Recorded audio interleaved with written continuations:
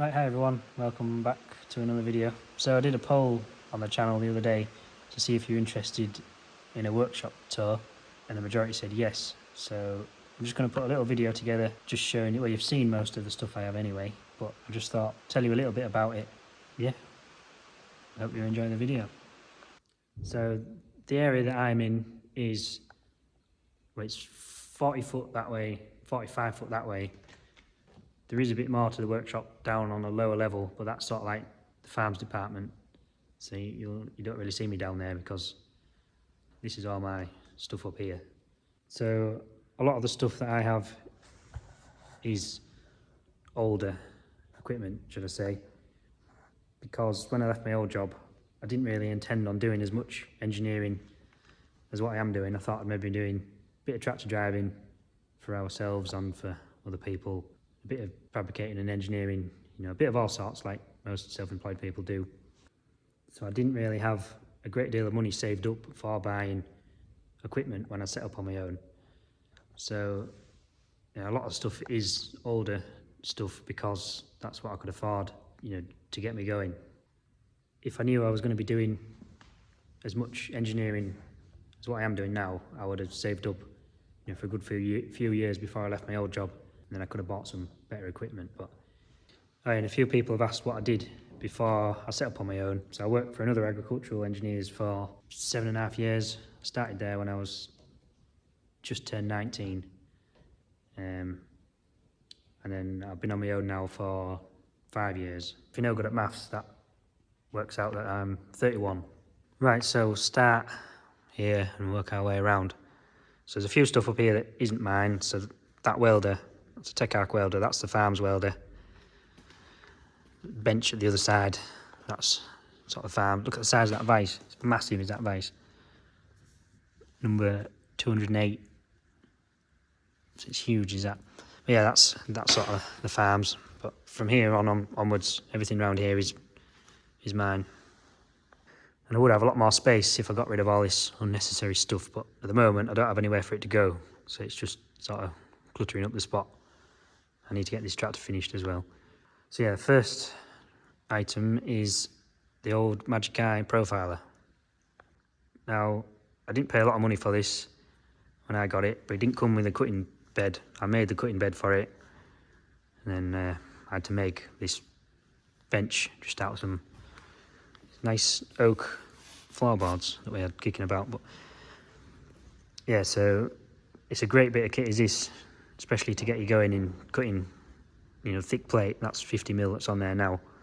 Yeah, so whatever you draw, you'll see me using it anyway, whatever you draw on these patterns, that head follows it, and that's what cuts it out. So I just run it off them bottles, I just connect them bottles up and run it off them too. Yeah, it takes your fabrication to a different level if you can profile and plasma stuff out. Well, this doesn't plasma, this just oxypropane cuts, but especially for the type of stuff that I was wanting to make, brackets for JCBs and stuff like that, it's ideal for jobs like that. So I bought one of these because I sort of already knew how to use one at my old job. I didn't really know how to use any CNC machines, so this was the best option at the time, and it was cheap, like I said, so it was a good start into profiling. So moving on from that, so next in the corner we have my lathe. So it's a Harrison M400. It wants a new DRO on it because that only works on the Y-axis, but I'm managing without it on the X-axis. It doesn't have a coolant pump, which is a bit annoying. It doesn't have a back guard on it like they usually have, so you can see it's been splattering on the wall. But other than that, it's a good little lathe. It's a metre, I think it's a metre between centres. I think they're doing in 3 different sizes. This is the smallest one, I think. It's a gap bed as well. Yeah, not much more to say about it, really. Oh, when I bought this before I ever intended on going self-employed. So I didn't really need anything fancy back then. If I was buying one again now, I'd probably buy something either a bit bigger and with a better DRO on it, with a proper coolant pump, and just I'd buy something better, really. This is all right for what I do, but yeah, you know what I mean. So next to the lathe, I've got my big, well, say big, she's fairly big. 4-foot radial arm, Archdale Drill. So this is the same. I bought this just for doing my hobby jobs really, when I was, well, like tractor pulling, when I'm making pulling hitches and stuff for my tractor puller. I used to have to make them at my old job, make everything at work, which I wasn't keen on, so I started buying stuff so I could do my own jobs at home. So again, if I was buying one, I'd probably buy a bit better one. And everything works on this, but it's a bit worn. It's a bit growly in the gearbox. But I've had a look in and I can't see any bad bearings, so just have to keep using it as it is for now. And I only paid £400 for it, which would be worth more than that for scrap, so you can't really complain for 400 quid. When I say 4 foot, I mean it's got 4 foot travel from there to there. I don't know how much, it looks massive when you've got that all the way to the top. It looks absolutely massive. When you've got it at that height, it doesn't look quite as big. So this is my Elliot, or Victoria Elliot milling machine.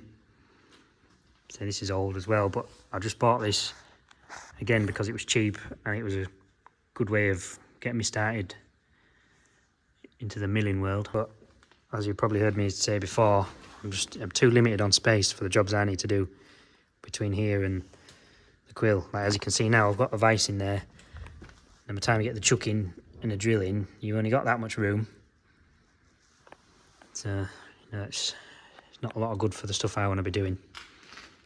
And this was another eBay buy, but it's a good old mill. I was going to fit a DRO on it, but I don't know what I'm going to do with it yet. Whether I'm going to keep it or get rid of it, I'm not sure yet. The good thing about it is it's power fed in all 3 axes. You know, some are only power fed on, I don't know what axis is which, but that way, where this is power fed in all 3, which is handy. I don't know what else there is to say about that really. Right, so next is this big old girl. So this is my press brake. Again, I bought this because it was cheap and it just got me going. And it'll bend 6mm at 2.5 meters. So it's 3 meters wide. I'm not sure on the tonnage. I think it's 100 ton. But there's no real plates on it anywhere to say what it is. These are designed to be in a pit, like this front bit here sticks down below about that much, which makes it look a lot bigger than it is because it's sat on like 150, 200mm box section. So I'm thinking I might chop this front section off and I can sit it on ground level then, and it, you know, this will be a lot lower.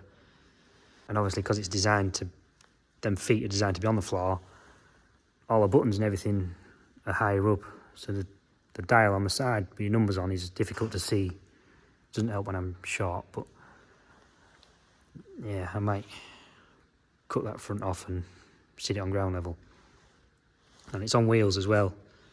When he brought it, he could only just to say lift it into the doorway because it weighs like 8 ton, I think he reckoned. So I welded some wheels on the side, and then we had a right job manoeuvring it to where it is now, pushing it with a JCB. And sat on the top, I had my Golf Boogie, which I was in the process of putting a GPZ 600 engine in it. It was sat in this corner, and then I needed the space, so now it's up there. But that's just a forgotten project. Yeah, so on the side, that's your number that tells you what your press setting is. But like I say, it's quite high up. If it wasn't sat on the box sections, it'd be down here. It doesn't have a powered backstop or anything. So it does sort of what I need it to do. But if I was pressing stuff all the time, if I was fabricating all the time, I'd have a better one. But for now, this hard girl does what I need it to do. So next to the press, this area is just sort of a bit of a dumping ground at the moment, but I do have a set of rollers in there. Again, I bought these because they were cheap. Well, I bought these, my friend bought a press brake and I went down with him to help get this press brake out and onto his wagon. And the fellow that was selling the press brake also had these rollers for sale. So I thought, while I'm down there, I might as well buy them. So So again, I'm not really sure what the capacity is of them. They're 6 foot wide, but I don't really know what the capability is. So I don't really use them that often, but it's just good to have them if I ever need to roll any bits of plate. So when they came, they had a brake on the end of them, but the brake was stuck out quite far and the motor was a lot further out than it should be. And I'm pretty sure the brake shoes were asbestos, so got rid of that, put the motor back where it is, so the motor's underneath here, so it takes up less room. Just the trouble is when you press the stop button, it freewheels for quite a while, so you have to anticipate where to press the button, otherwise it freewheels out of the rollers. And then this is my tractor pulling engine that's just sat in the corner waiting to get rebuilt. Everything just getting covered in dust and muck, but yeah, I'll get that rebuilt eventually. The cylinder heads on there for it. A log splitter's still in here as well, cluttering the job up, but I'll get that finished eventually. Right, so this is my workbench. Just ignore how messy it is. But yeah, it's just a plate of 15mm, and then it's welded onto 150/100 box section, just to strengthen it up.